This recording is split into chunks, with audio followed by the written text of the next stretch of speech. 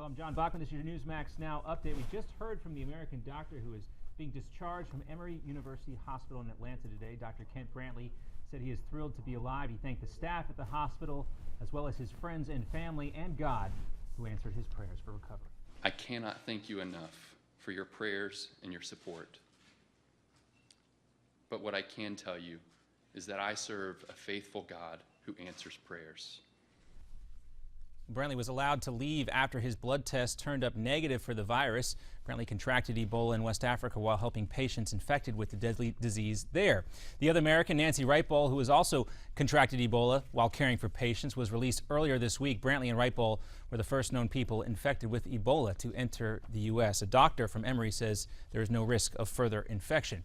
And new information today about the American journalist beheaded by ISIS militants. His captors originally demanded a ransom of $132.5 million. That, according to a Global Post spokesperson. Foley was working for that paper when he was kidnapped. The ISIS militants demanded the money from the reporter's family. U.S. officials revealed also that they tried to rescue Foley and other captives held in Syria, but the rescue failed when the military could not find the reporter at the target location.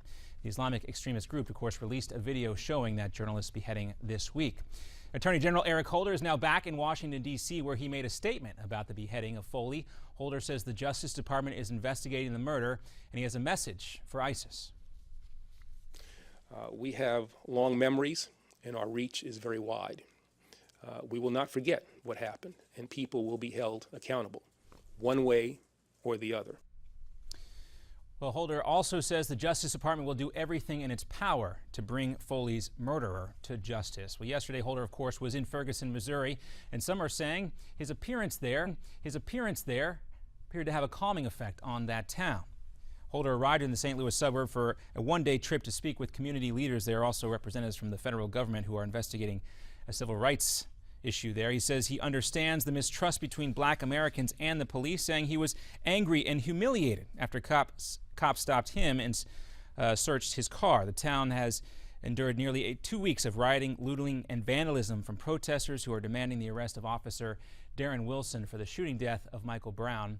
And there's also new information today on the status of Bo Bergdahl. His lawyers say the Army sergeant who spent years with the Taliban in Afghanistan is, quote, ready to move on to civilian life. His platoon mates have accused Bergdahl of desertion. He says he was captured but was released in that Taliban exchange for those 5 prisoners who were held at Guantanamo Bay. The Army is investigating Bergdahl's disappearance, and that continues. More news ahead in 30 minutes. I'm John Bachman. Now back to Midpoint.